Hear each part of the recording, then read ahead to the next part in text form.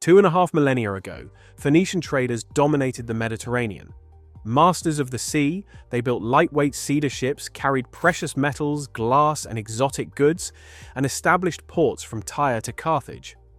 History tells us their voyages were confined to the eastern Mediterranean, never crossing the Atlantic.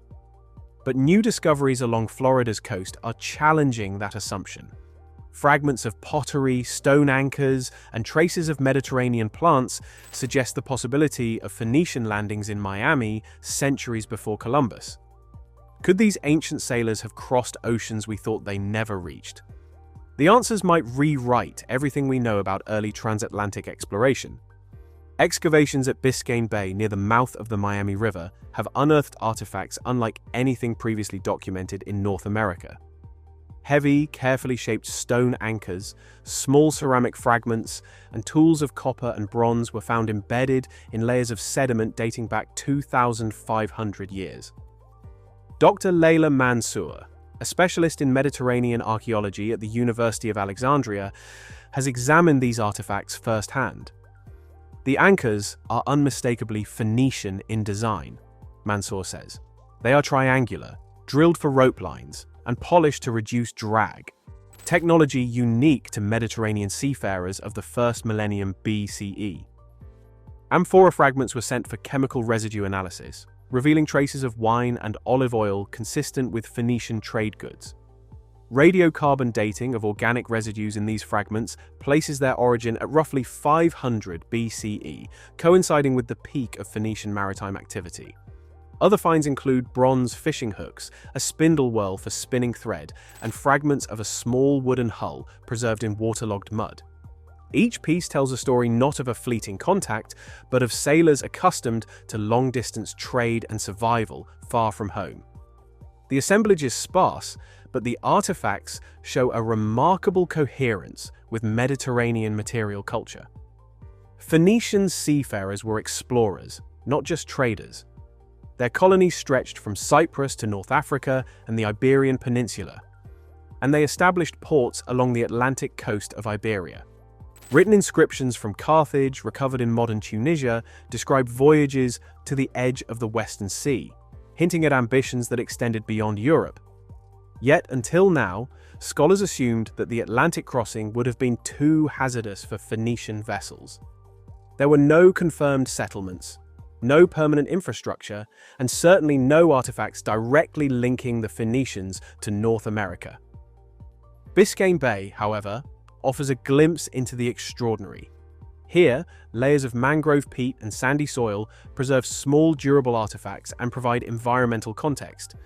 Analysis of the sediment indicates human activity, including fire pits, tool use, and traces of imported food. Dr. Mansour emphasizes these finds are not conclusive proof, but they are the first material evidence suggesting that skilled Mediterranean sailors might have reached the Florida coast. The challenge now is to integrate archaeology, maritime engineering, and environmental science to understand what could have happened. The plausibility of such a journey rests on the ships themselves. Phoenician vessels were marvels of early engineering. Constructed from cedar planks lashed together with iron nails and hemp rope, they were both lightweight and flexible. Shallow drafts allowed navigation close to shore, while hulls reinforced with internal beams enabled open-sea voyages. A single square sail could be complemented by oars, making the ships highly maneuverable in both calm waters and stormy seas. Dr. Omar Haddad, a maritime historian, has studied Phoenician ship reconstructions in the Mediterranean. "We underestimate their skill," Haddad explains.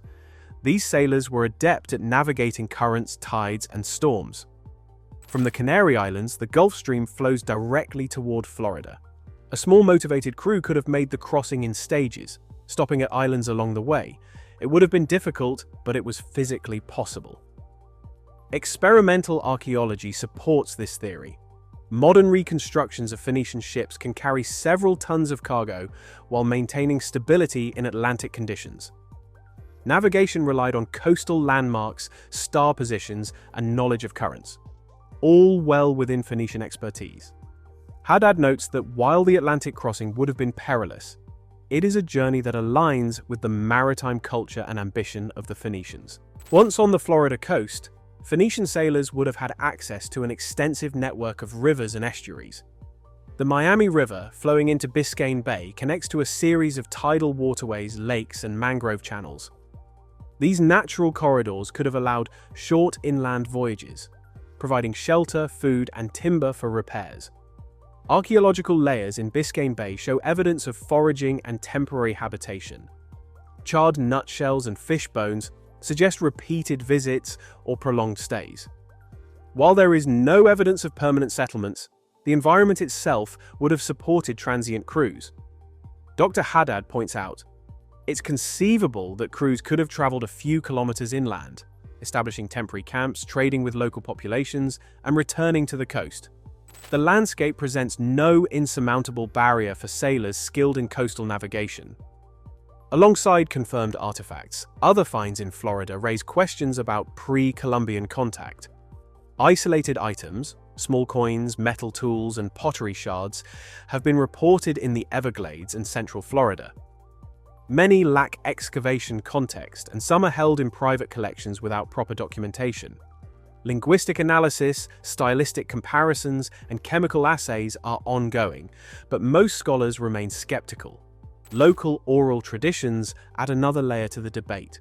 Indigenous accounts describe pale-skinned visitors arriving by boat centuries before European colonization.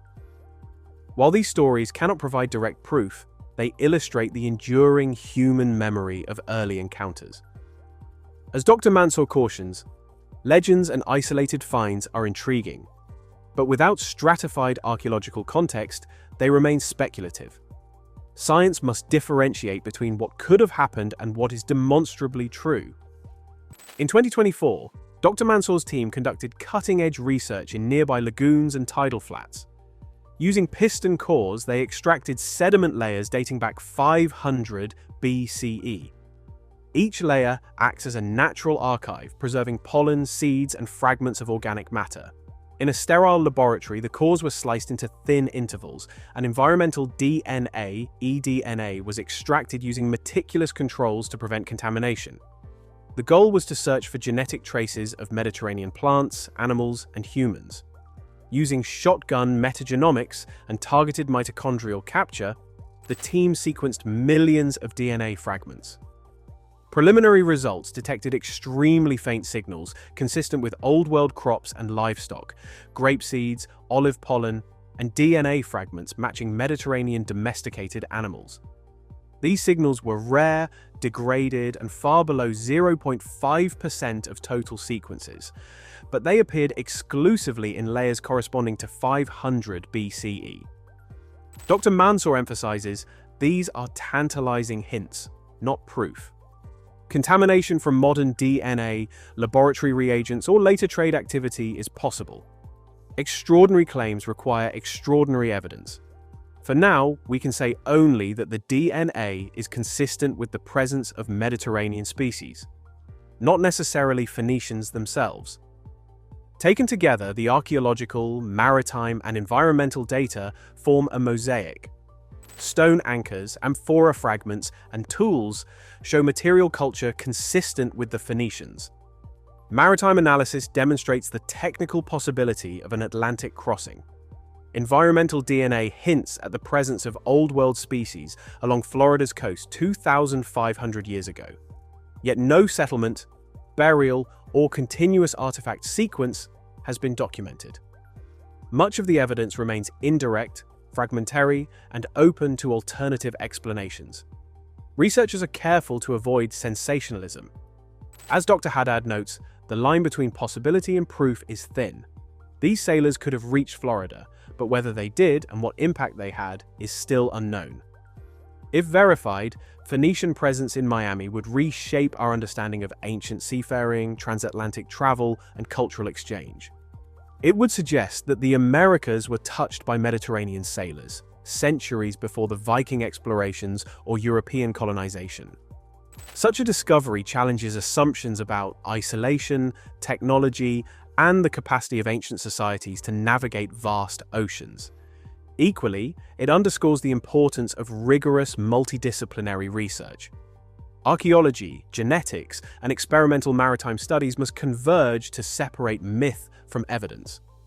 Human imagination has long filled gaps in history with stories of ancient voyages. But only science can confirm whether those stories